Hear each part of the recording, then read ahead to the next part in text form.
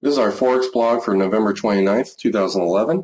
And like we do most days, we want to find the absolute strongest currencies and buy those versus the weakest, and we want to sell the weakest versus the strong. Your odds increase when, for example, the weakness of the dollar matches the daily trend, weekly trend, and monthly trend. I pretty much focus on the middle one, which is a weekly trend. The monthly trend can take a week and a half, 2 weeks sometimes to switch.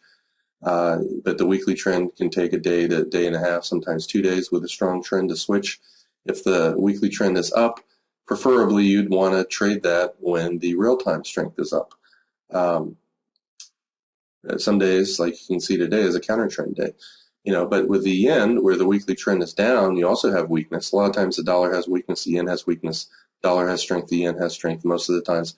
That's why the dollar yen is a hard one to trade. A lot of times they go in the same direction. It's a very choppy, non-trending currency most of the time because they tend to be very correlated. One goes up, the other one goes up. But if the weekly trend of the yen is down, and you can see the real-time trend is down, you would have wanted to sell this until about 1 o'clock against one of the stronger currencies. And as you can see on the bottom, the Australian is just that. Real-time strength, daily trend strength, the weekly trend strength. And again, I don't really care too much about the monthly trend. It took it multiple days and all through today until 5 o'clock to switch the monthly trend up. And a lot of times once that switches up, the currency's already gone so far that it's due for a pullback, and it will go down for a day and a half before possibly resuming that trend. Anyway, the Australians strong, the yen was weak starting the day off, so you'd want to be buying this. You can see on the chart we have an NR4 inside bar pattern. This is one of our systems.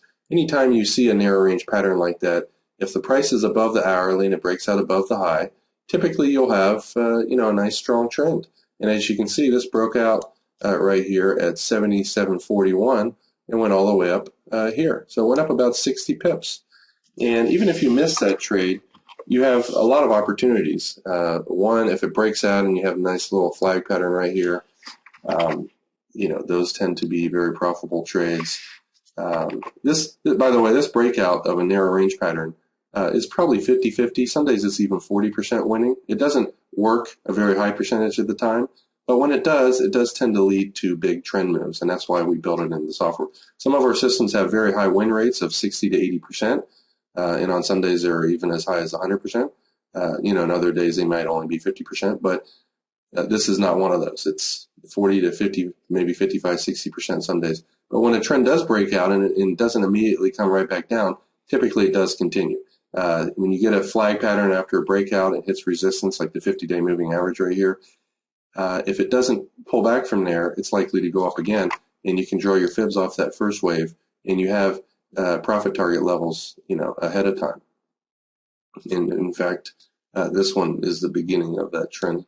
You can see that the 1.38, 1.618 fib areas are great places to get out. If you buy the breakout here at 60, you have a likely 20 pip profit target.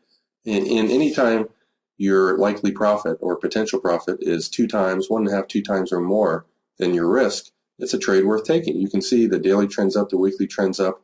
Again, I don't really pay that much attention to the monthly trend. However, if the monthly trend's up too, I tend to trade bigger lots, maybe 20, 30% more lots than if it's down like this. I'm a little bit more hesitant to trade super big size when the monthly trend's against the real-time daily and weekly. But nonetheless, this trade broke out and you got out of your trade here, or if you held on to the 1.618 fib target, or when the trailing stop got you out here at 90, you made 30 pips on that trade, even if you missed the first breakout.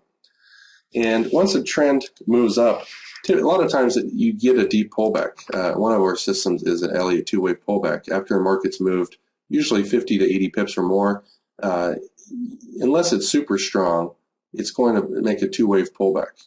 So this market pulled back, came back up, came back down again. You might have went long right here, and unfortunately you would have got stopped out with a small loss. And then the market pulled back a little bit more, and once it came back above the hourly, you go long again, and you either got out here with a little bit more than what you lost here, or you held on for the next wave up. Most people would have got out with a small profit, got their loss back, and then when it pulled back right here, you can see the weakness on the way down was about 30% less than the momentum on the way up. So the forces are telling you it's going to go up, plus the daily trend's still up, very strong. The monthly or the weekly trend's up. That's a little bit more than I tend to go over in the blog portion. The pound, extreme strength right here at 3. The weekly trend shifted up. And anytime you see a lot of strength followed by a lot less weakness, a lot of strength, less weakness, and all the time frames are up, it's a very high probability trade. At 7 o'clock, you're looking for one that was really weak, and really that's the euro at that time, also the Swiss. Let's bring up the euro pound to sell, coming up to, I think, what was the time there? Well, the pound got really strong at 3. And then after a little bit of weakness like that, you're anticipating the strength coming back a little bit before 6. Sometimes you miss the first move of the trade. Here's a beautiful trade. When currencies break from above to below the hourly or vice versa, upon retest, which, this is a support resistance area. Once the support area gets broken, it tends to become resistance. When you know that it can't get back above that resistance area, very high probability place to go short right there. You have your profit target already ahead of time down here at 85.44, and this is a 40 pip potential profit while risking less than 10 pips. I mean, you don't get too many trades like that. And most people, when it comes down and goes sideways like that, you would exit half your trade and move your other, stop down above that. You also want to draw your fibs off this first wave as another potential area to stall at, and it stalls right at the 1.618. You would have been out of the second half here. You probably would have averaged an exit somewhere around 50 and netted close to 30 pips while risking 10. Now let's look at the Euro Swiss. The Swiss was weak on all time frames, and usually when all the time frames are weak, you have about a half an hour to an hour typically of a counter trend move. After about an hour, half an hour to an hour, you're looking to sell it here at 6. At 6, the pound was already starting to go strong. I put the wrong currency on here, actually, pound Swiss. Looking to buy this coming up to 6. Same exact opposite pattern that you saw with the euro pound. It broke out from below to above the hourly, and on retest, it found support there. And these are all support resistance areas. Don't have trillions of dollars to be bought here. There might be people kind of waiting to see if it holds. And once it does, then they jump on board. Sometimes it comes down and touches this area to the pip. There is a huge order there, and it bounces. But this still counts as a test. Comes down, the successful test comes down, it finds support here, and it goes up. And if you miss, that trade there, and if you're afraid to take it, when it goes up and you have another flag pattern right here, another excellent trade with a very good, risk versus reward, it has a good chance of making it up here to 70. So that's about 27 pips away. You risk 10, 15 pips to make, about 30 pips. That's, worth your while. And a lot of times when the market's strong, it goes through the first fib target, and usually it stalls here at the second one. I almost always, if I still have a portion of my trade on, get out of the trade at the 1.618. It's just a very high probability place to exit. Another one, that was strong all day, or for the most part, as you can see, was the Australian.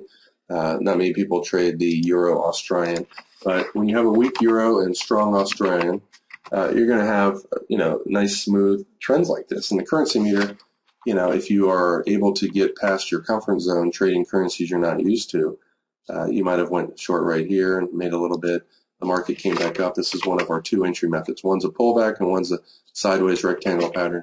This is absolutely a beautiful pattern right here because the market failed to go higher. It wasn't even able to retest at the hourly, and you go short, and you want to draw your fibs off that next wave. You have a very huge profit target if the trade works, and notice where it stopped at. And it only went up about 15 pips before going down lower.